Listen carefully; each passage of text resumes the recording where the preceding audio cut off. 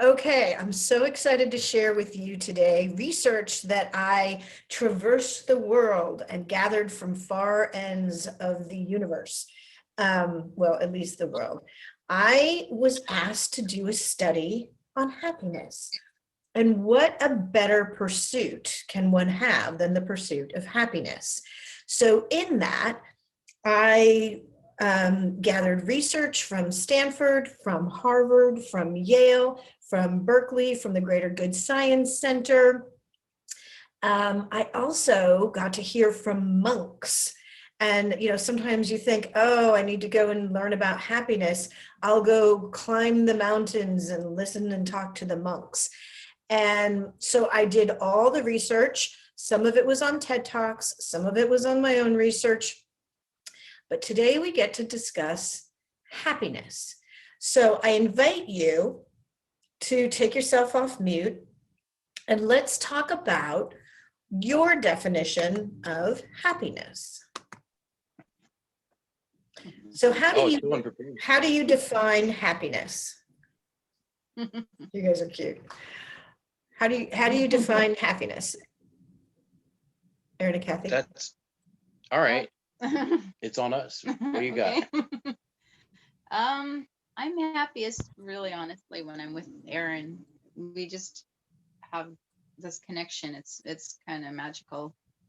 Every bit. Yeah. Yeah. If she's on my mind, there's some happy that comes with it. Yeah. It's about the feeling I get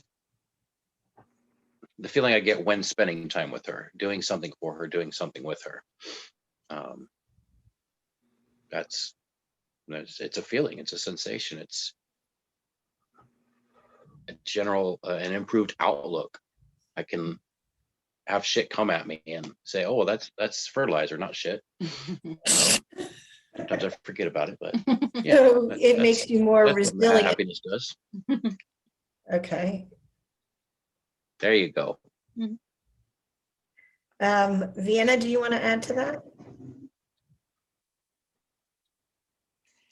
The words that come to mind for me are there's some relationship to freedom, and whether it's, I think a person could be in a lockdown situation, not just virus lockdown, but I think I've heard of people in even prison situations still maintaining a happiness. So I don't think it's an external thing, but I think it's an internal thing. You can take away my whatever, but you can't take away my freedom or that happiness. I loved your word resilient.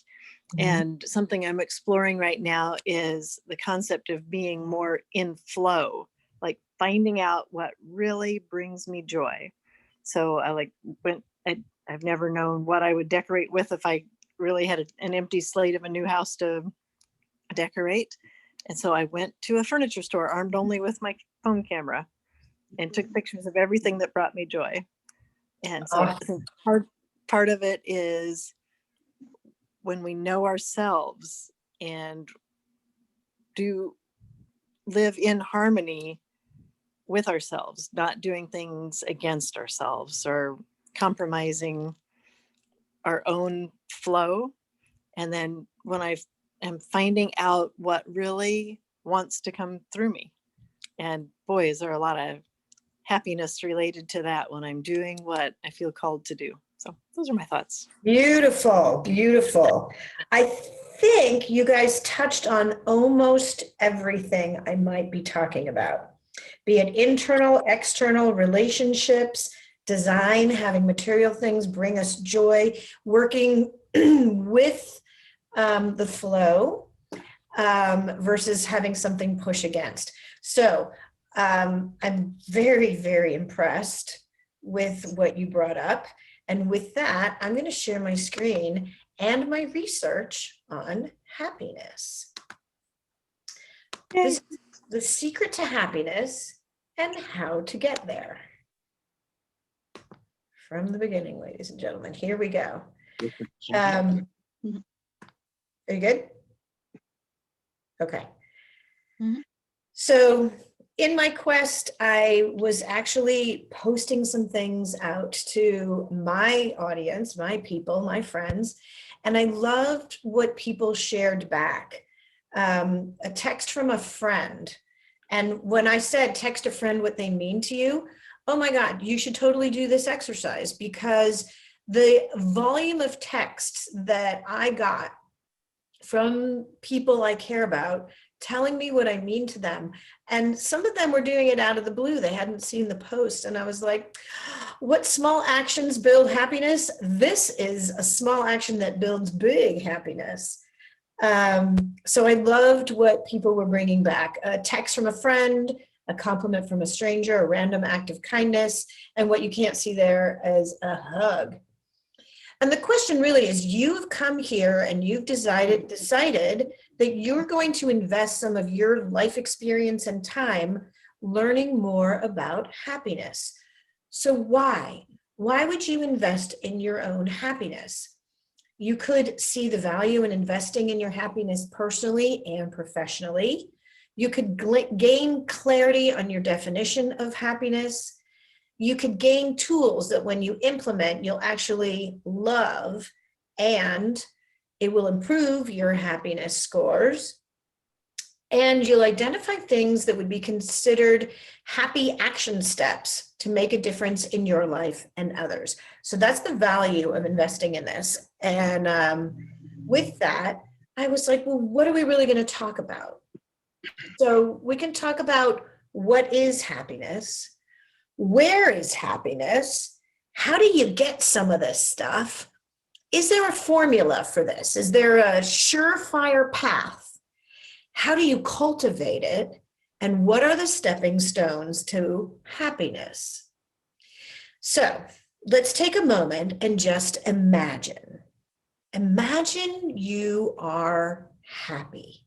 In your mind's eye, if you are imagining yourself happy, where are you?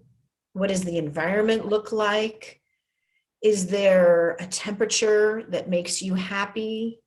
Do you feel something externally or internally? Is there something that you smell that makes you happy? Maybe you're reminiscing about something that has happened before that brings you to this happy point. Are there sounds?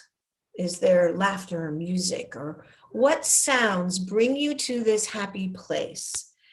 What sights, what sounds, what smells? Are there tastes that remind you of happiness?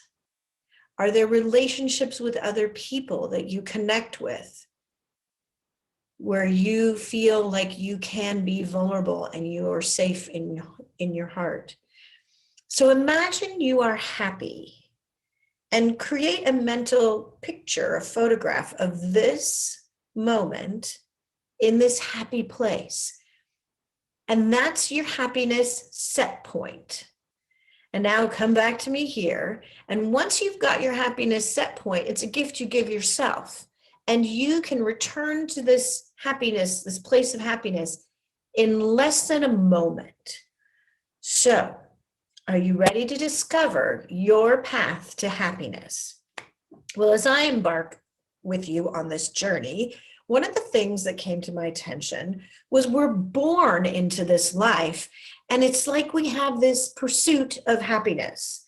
And it made me think of the game of life, and this is an old covered version of it. And it's a Milton Bradley game, and Art Linkletter heartily endorses the family game, if you remember him. I love that the subtitle notes that it's a full 3D action game, because don't you think life is a full 3D action game with all of the obstacles and bumps and thrill rides that are included in it? So in the board game of life, if you'll recall, you're given an opportunity to get a car, and then you have to pay auto insurance, and you're like, oh, and you can get an education. And if you choose to get an advanced education when you get an occupation, you might get paid more. And then you can choose a spouse, and you throw all these little pink and blue pegs into the back of the car, and all these things happen to you along the way. and you might get to Millionaire Acres or the Country Estates or something. That's like the end goal. But I think there's only like one card in there that talks about, the bluebird of happiness has flown over you. You get 2 points or whatever it is. And I just thought, we are innately wired when we are born to pursue this serene sense of peace, of happiness, of calmness, of contentedness. And when it's out of alignment, we try to get back to that set point. It's like when a plant is reaching toward the sun for photosynthesis. We are constantly in this seeking mode for happiness. So who am I to speak of happiness?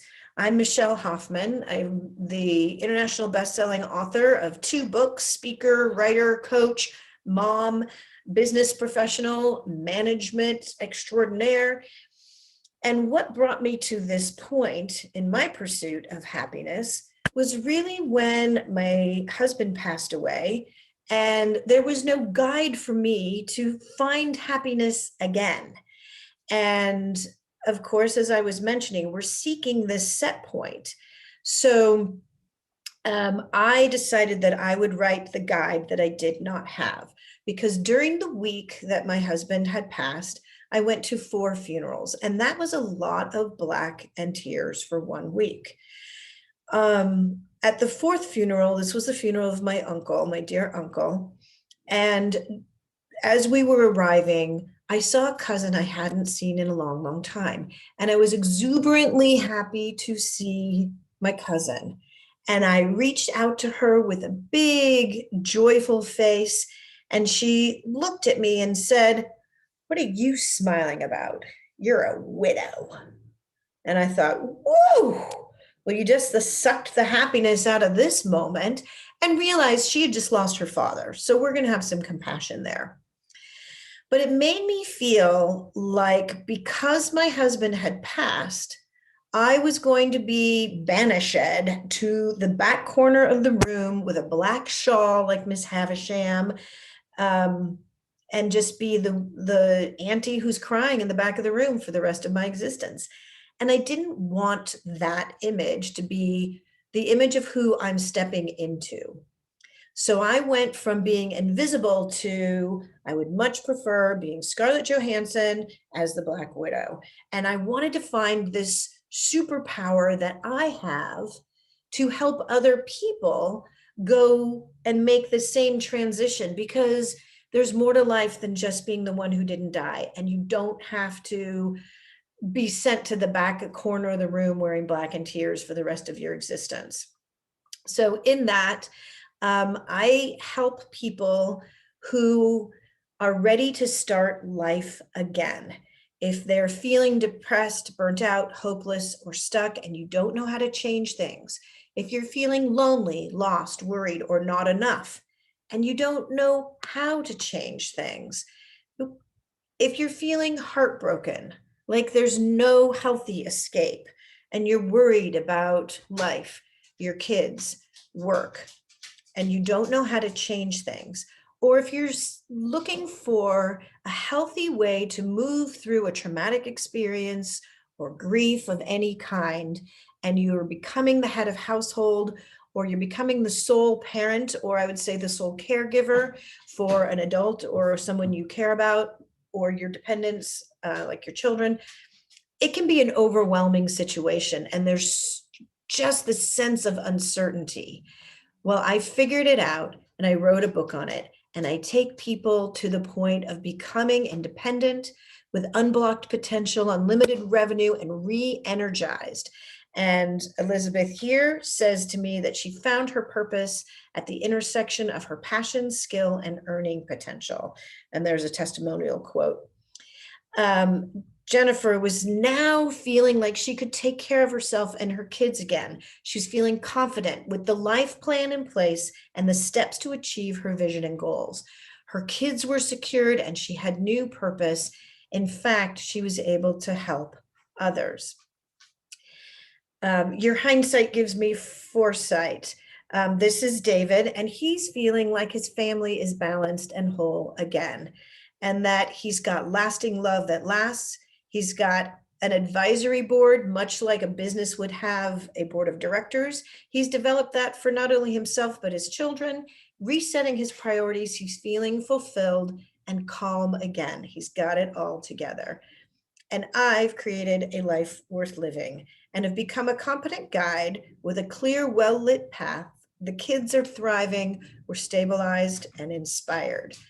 So I've been tasked with asking you, how much longer will you wait to take control of your life and your ability to pursue happiness?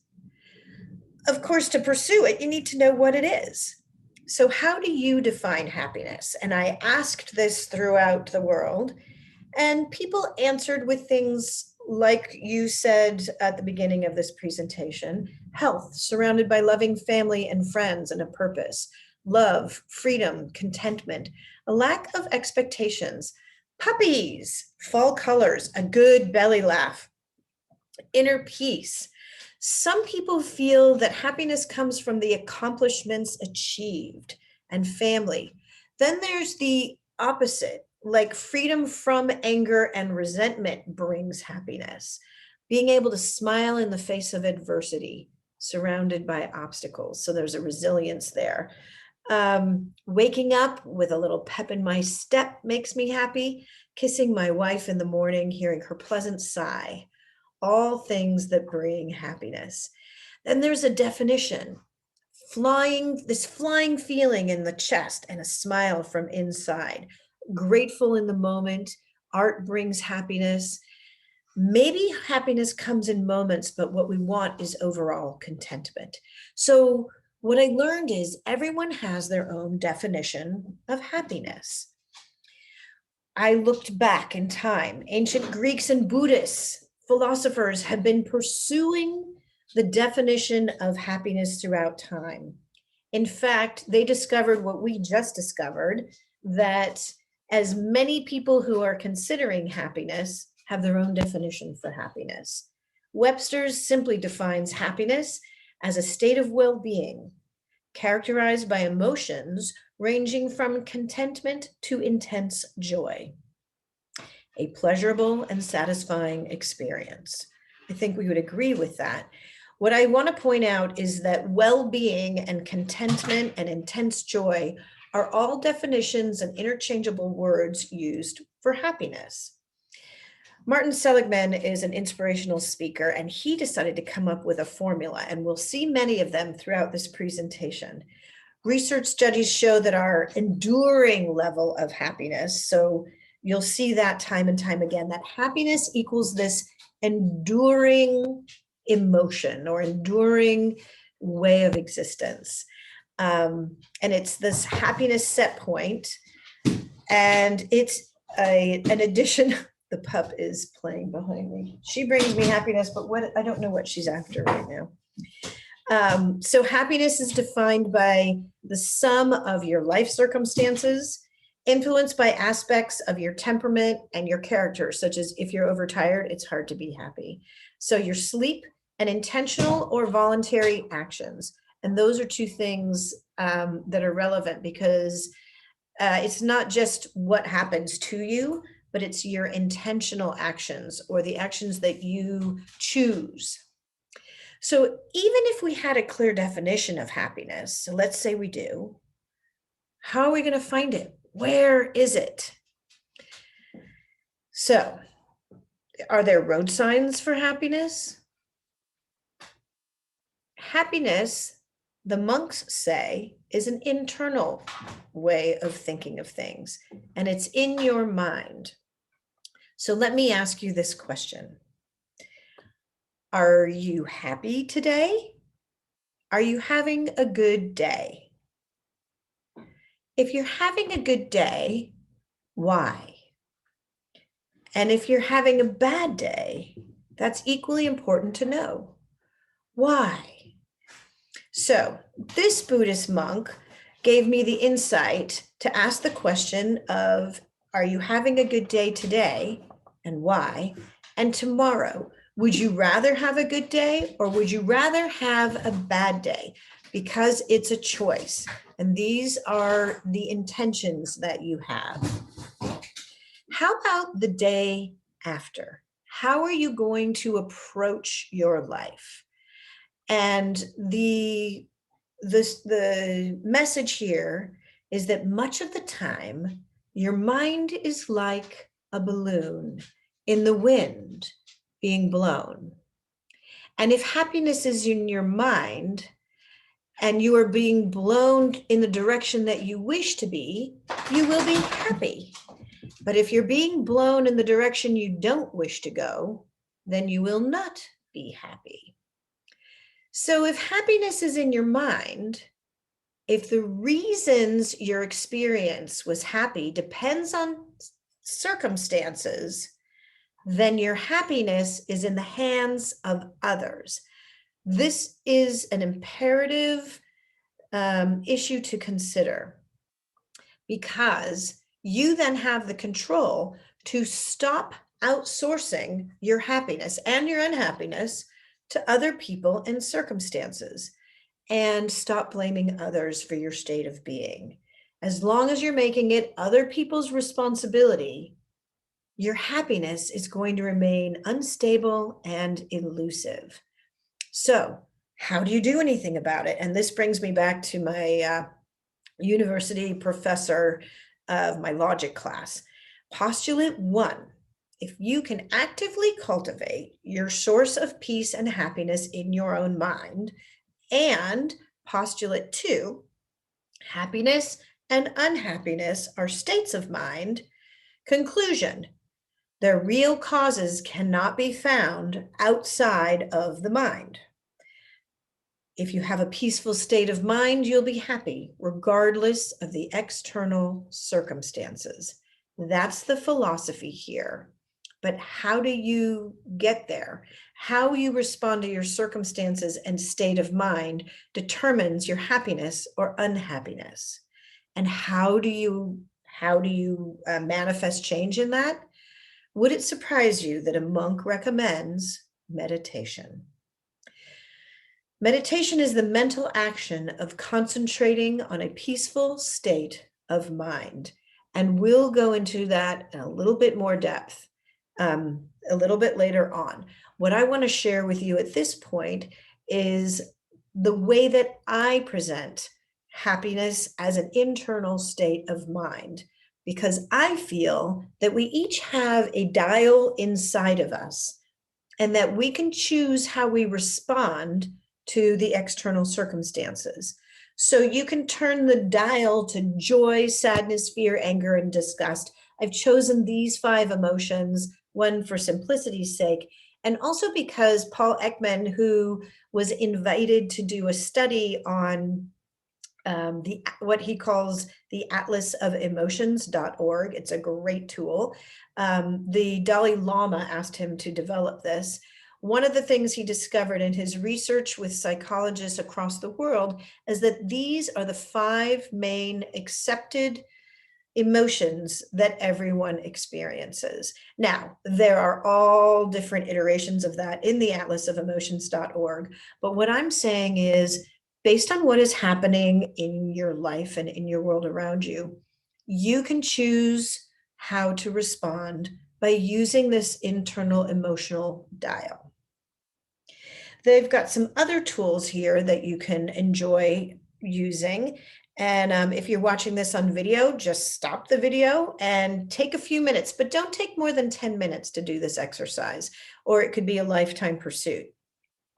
But if you're feeling like things are overwhelming and cluttering in your mind, think about the things that you cannot control that have a direct impact on your life. Within that group, what are the things you can control? So sort of the serenity prayer.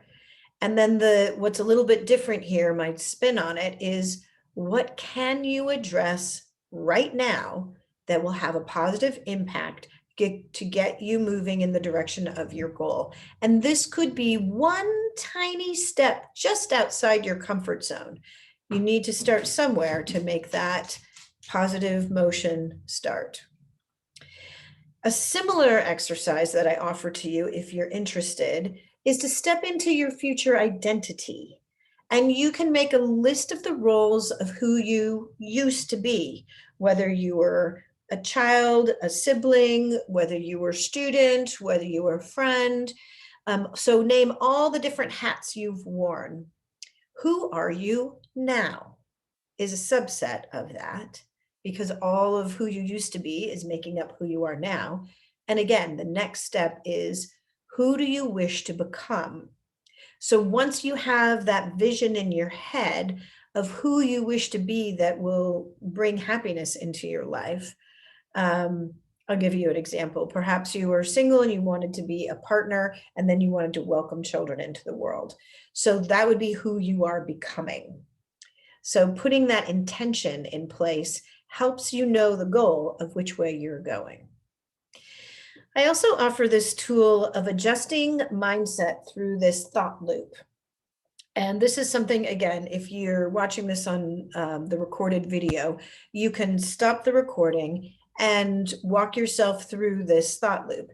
And essentially, if there's something that's keeping you up at night, or your brain is grinding on a specific topic, or there's just discomfort and you keep coming back to the wrong thing, it's distracting you, figure out what is a fact, a one-sentence fact about that situation that is disturbing you so much. Consider what thought goes through your head. One sentence, no commas, just what is the thought in response to this fact? And as a result of that, ask yourself, what emotion is evoked? So this is going to be one word.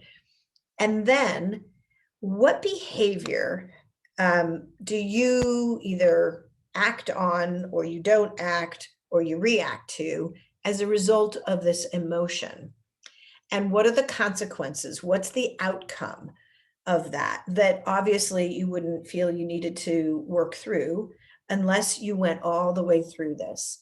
And then the gift in writing all of this down or thinking it all the way through is to ask yourself, what is one small shift you can make that will bridge this to the point where the fact might remain the same, but your thought about it may change? Or you can ask, is that fact really a fact? And that will snowball, and your outcome will be more in the direction that you're looking for. Okay, if we know what happiness is and where it might be located or where it might not be located, and we've got some tools to work through some challenges, how can we get to happiness if we don't have a role model for it, or enough role models for it? The World Happiness Research shows that 220 million and 1 billion adults are suffering from some sort of anxiety, depression, or conduct disorders at any moment in time. And if we're learning by watching others, and we are the role models for others, and you deserve to have a happy childhood, you deserve to have a happy adulthood, who is role modeling this? Because what's happening is we're watching people struggle for their own happiness. There's no straight line. But then how do we get it? So there was a study done in Harvard. This was an interesting one because it's all the way back from 1938 to 2012. And they continued with the same people, the 700 people who shared what they understood makes us flourish as people. Now, I realize flourish may not equal exact happiness, but let's just say it's close enough that it's going to give us a clue as to the results that they discovered may help us figure out how to role model happiness and how to find it for ourselves. What the researchers found was that happiness doesn't come from wealth or fame or being in a committed relationship or working hard. Now, this sent me on a little bit of a tailspin because I'm like, working hard? Could you just work hard for happiness? And this reminded me of Carol Dweck, the Stanford professor's study on fixed mindset versus growth mindset. Because if you can't work for it, then it's just fixed. You're either born happy or you're born not happy. And I thought, that's harsh. Because a fixed mindset believes that whatever talent you've got, That's it. You can't gain anything else. Whereas with a growth mindset, you could work for it. You could work hard. In fact, if you have a growth mindset, the intention there is an underlying belief that your learning and intelligence can grow. And with effort, you can become smarter. You could become happier. You could affect your success and your overall achievement. So I wanted to, make sure that working harder was taken in the growth mindset, not the fixed mindset. The study ultimately showed that happiness is based on the quality of relationships that you have, not the quantity of them, but the ability to be vulnerable, listen, and share what's close to your heart in quality relationships. So, how can we achieve happiness? How can you cultivate it? When you look outside to have everything to be happy, you can't really control the outer world because that control is limited and temporary. And this is another monk's support and insight. And what this monk is saying is if the inner conditions are a stronger serenity, and there's inner strength and inner freedom and confidence, then you can withstand external adversity. So again, the monk feels that it's internal, and if your internal strength is resilient enough, then you can maintain your happiness despite what's going on outside. Well, how do you nurture this happiness? And if this happiness state is a state of mind of flourishing, then the recommendation is to use a mind training technique of putting the opposing emotion in place to counter the emotion that you're having. So if you're feeling sad, you change the emotional dial that I showed you to happy, and you literally bring that internal serenity to happy. If you're maybe feeling angry, you turn the dial to joy. So it's literally your ability to turn the dial. If we could cultivate happiness, Katarina Blum is talking about comparing this psychological state of being with a physical state of being. And there's a whole compassion and a happiness division at Stanford University. And the mindset is that we could approach healthy habits with relationships, much like we approach exercising to maintain physical health. And they say investing time and heart in relationships with those around you may be one of the most powerful things you can do for yourself to develop happiness. So here's a way to cultivate it. Invest in your relationships. And then they go on to say that you can take external actions to affect an internal result. So although happiness may not be something you find outside of yourself, you could do some work and hone the skill to create external scenarios that bring you internal happiness. So essentially what they've done is they're creating this gym, like a physical gym you might go to compare to a psychological gym, to train on happiness and well-being skills to make them as common as physical health. So what they're ultimately doing is creating the green smoothie and sit-ups to build healthy habits of psychological well-being and happiness. There was also this study, and this isn't going to surprise any of you, that the science and psychology of giving makes us happy. And what they did was they talked about the physiological responses when we volunteer or do good deeds, as whatever we consider these good deeds. And what happens physically is our endorphins kick in as the helper's high, they call them. Oxygen levels rise. So they're ultimately calling volunteering or giving of yourself the anti-aging remedy. It's the fountain of youth. And it pumps serotonin into your body's happy transmitter, dropping your cortisol levels, which is your stress hormone. So one way to get to happy is to volunteer and give and share with others. All right, so let's take a moment here, and if you would like, you can take yourself off mute and just very quickly, or if you want to do it in your head, that's fine too.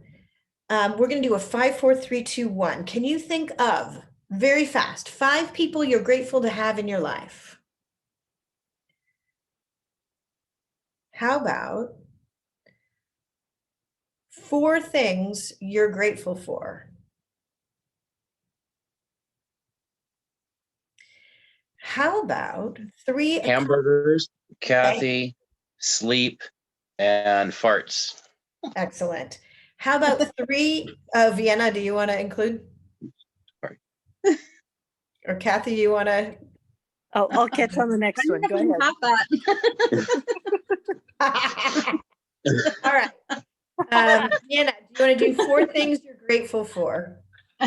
Yes, indeed. A place to call home, a functioning vehicle that I enjoy, a washing machine. Those 3. Give us one. And family. And that song. Okay. 3 accomplishments you've achieved. Oh, jeez. I became a dad. Yeah. I got remarried. I am back to work after having a crash in my life. Awesome. How about one of you would like to talk about 2 events that have changed your life for the better?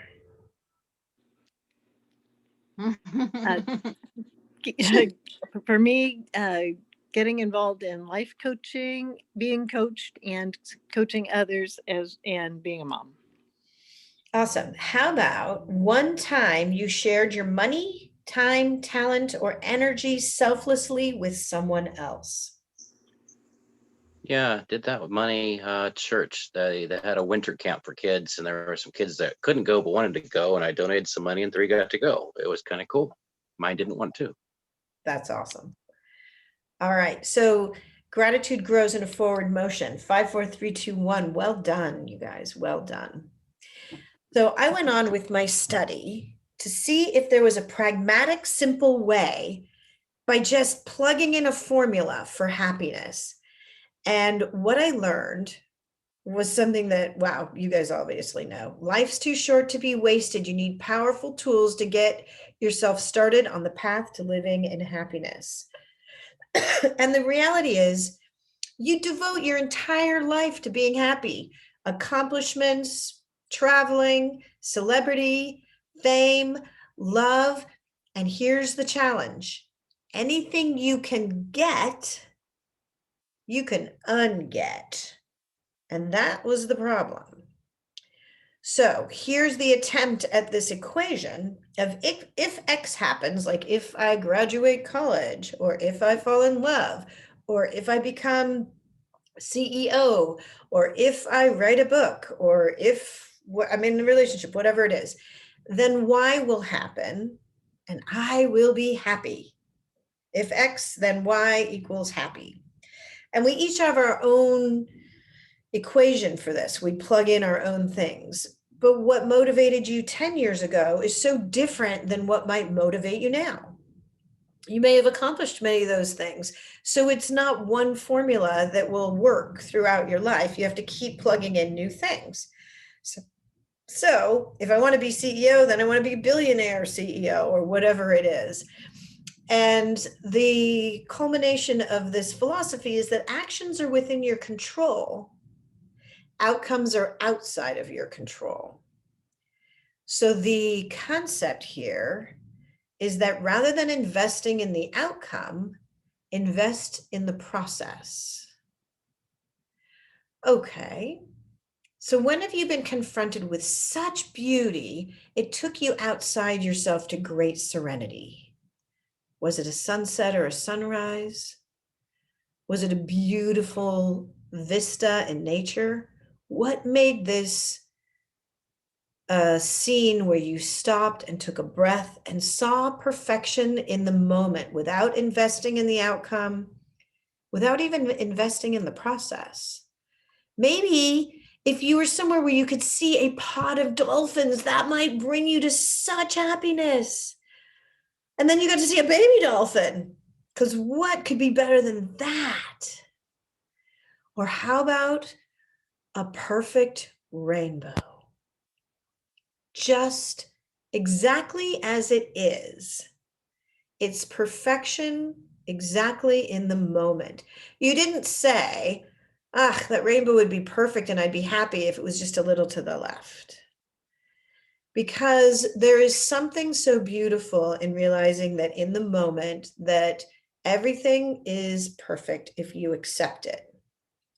And instead of striving to make it different, enjoy it exactly as it is. Actions are within your control, so investing in the process or investing in the moment, whereas outcomes are outside of your control.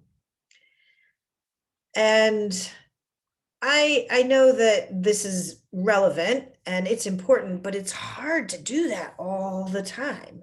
So maybe there's another way that we can invest personally and professionally. So the Happy Planet Index did this.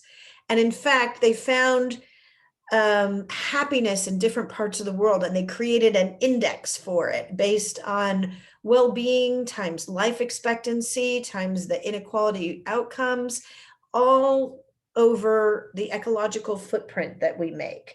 So they've done this for different parts of the world. And the proposal is that perhaps we do this, we overlay that happy index, the Happy Planet Index, on companies.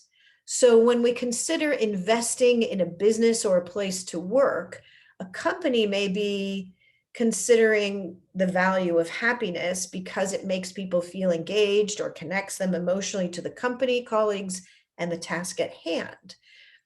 But what if that Happy Planet Index was considered one of the investing factors, such as return on investment, cash flow, relative market share, or the long-term prospect of the company?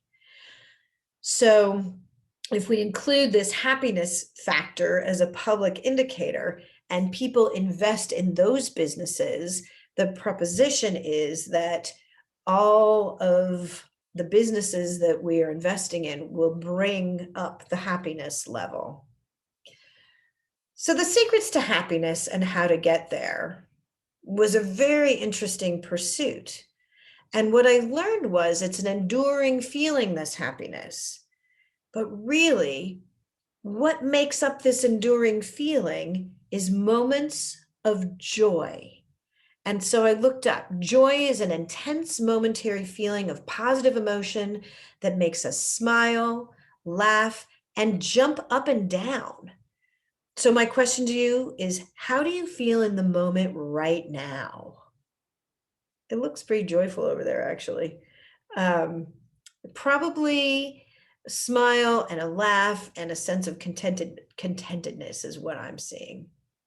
So when you're seeking joy, how do you find the tangible things that create an intangible feeling of this momentary joy? What's the relationship with the physical world that creates happier and healthier lives? So this study shows things like ice cream cones make you happy. And the only way to bump that up would be to put sprinkles on them. Cherry blossoms, celebrations without a reason, patterns, lightness, aesthetics. I feel, I sense, I perceive, which I particularly loved, and I'll bring this up in a little minute here. But joy begins with the senses and the sensations of joy. Bubbles bring us happiness. Tree houses bring us happiness. Why would we hold ourselves back from joy? How did we end up in a world that's not filled with tree houses and bubbles and cherry blossoms and ice cream with sprinkles and beautiful views like swimming pools? And what we've discovered is that we're more confident and joyful in colorful spaces. As a result, in nature, those imply a sign of life and energy and abundance, which signifies survival rather than scarcity.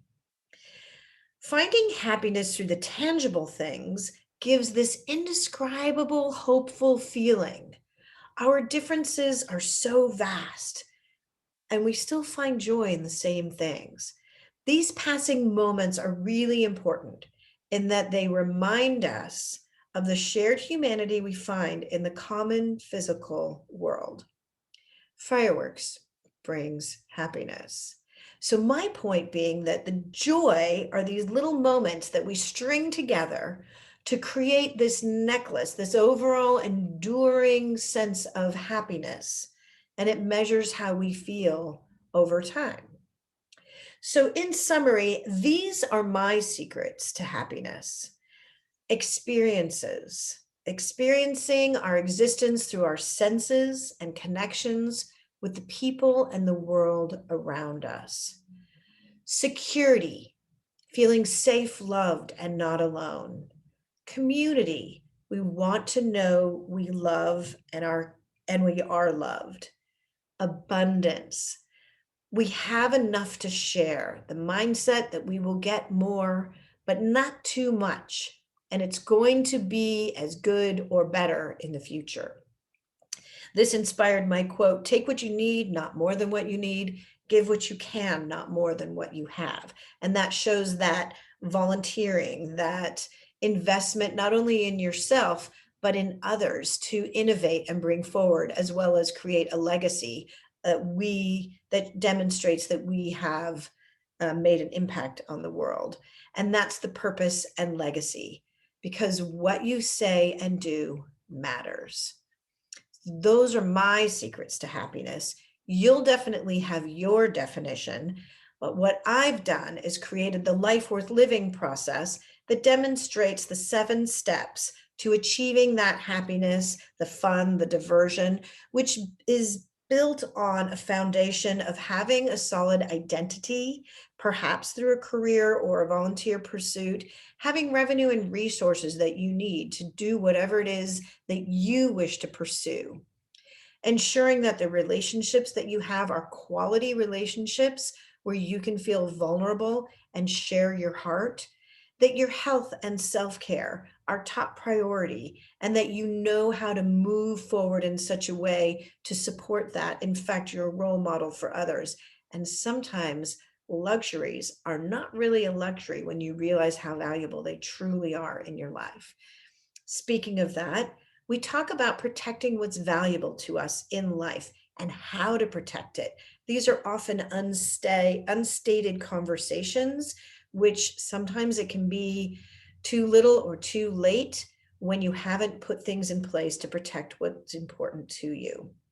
I also talk about how to build your advisory board, as I mentioned earlier, of like a business has a board of directors, how to ensure that you have the emotional support, the subject matter experts. You've got the people who would leverage their position to help your success, and accountability partners, making sure that you remain on track to achieve your goals, and also to make decisions that are right for you and your family in a healthy way. And all of that's available at yourlifeworthliving.org. And if you're interested, you can just take a snapshot of that or go to yourlifeworthliving.org and download a free copy of my international bestseller today. And if you'd like, scroll down on the right side, put some time on my calendar, and I can't wait to hear about what makes you happy.